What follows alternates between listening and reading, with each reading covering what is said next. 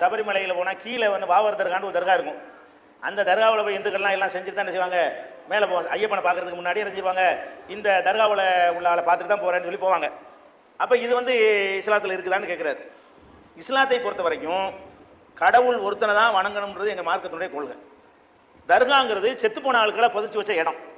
அது இஸ்லாத்தில் எங்களுக்கு இடமே கிடையாது.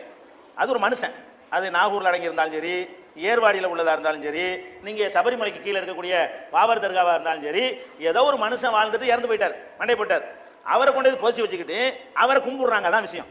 அது எங்கள் மார்க்கத்தில் அனுமதியே கிடையாது. விளங்காம நான் சொன்ன இஸ்லாத்தை அடிப்படை விளங்காம ஏதோ இன உணர்வுல இஸ்லாத்துக்கு வந்த மக்களை வச்சு நினைச்சிட்டாங்க, ஏமாந்து போய் இந்த மாதிரி தர்காக்களை கட்டிட்டு அதில் போய் வழிபட்டு தர்காண்டா நல்லா விளங்கிறேன்னு.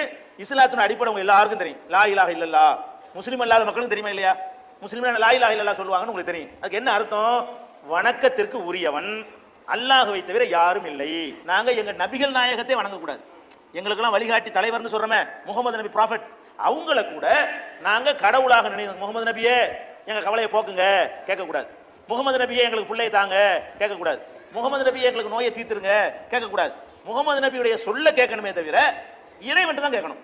முகமது நபி எந்த இறைவன்ட்ட கேட்டாரோ அந்த இறைவன்ட்ட கடவுள்கிட்ட தான் நாங்கள் பிரார்த்தனை பண்ணணுமே தவிர முகமது நபிக்கு தர்கா கிடையாது, முகமது நபிக்கு சந்தனக்கூடு கிடையாது, முகமது நபிக்கு கொடியேற்றம் கிடையாது, முகமது நபி அடக்க சிறந்த உண்டியல் கிடையாது. முகமது நபி அடக்கி இருக்கிற இடத்துல போய்கிட்டு கையை ஏந்தினா சவுதி போலீஸ் பின்னி எடுத்துருவான்.